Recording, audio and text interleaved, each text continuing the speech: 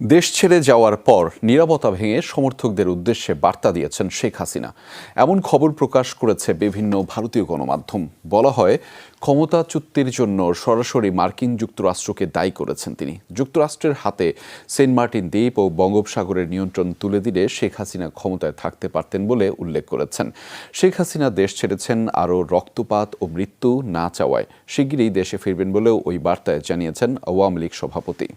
RFL wardrobe, প্রিয় সব পোশাক যত্নে থাকবে আরএফএল ওয়ারড্রপে।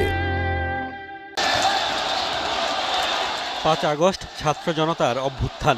পদত্যাগ করে হেলিকপ্টারে ভারত পালিয়ে যান শেখ হাসিনা। এরপর থেকে লোকচক্ষুর আড়ালে তিনি। ছেলে সজীব ওয়াজেদ জয় দফায় দফায় বিভিন্ন সংবাদ মাধ্যমে সাক্ষাৎকার দিলেও একেবারেই চুপ শেখ হাসিনা। বিভিন্ন ভারতীয় গণমাধ্যমের খবরে বলা হয়, প্রায় এক সপ্তাহ পর নীরবতা ভেঙে সমর্থকদের উদ্দেশ্যে বার্তা দিয়েছেন শেখ হাসিনা।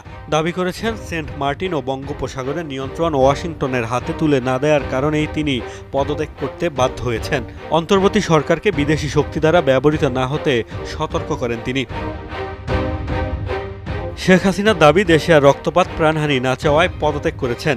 ছাত্র সমাজকে তিনি রাজাকার বলেননি, বিকৃত করা হয়েছে তার বক্তব্য। আবারও দেশে ফিরে আসার কথা জানান আওয়ামী লীগ সভাপতি। আওয়ামী লীগের নেতাকর্মীদের আহ্বান জানান মনোবল না হারাতে। ভারতের সংবাদ মাধ্যম প্রচার করলেও বাংলাদেশের গণমাধ্যমে এমন বার্তা পাঠানো হয়নি শেখ হাসিনার পক্ষ থেকে। দ্য প্রিন্ট লিখেছে, আগামী সপ্তাহে তার ভারতীয় গণমাধ্যমের মুখোমুখি হবার সম্ভাবনা রয়েছে। মোস্তফা মাহমুদ, যমুনা নিউজ।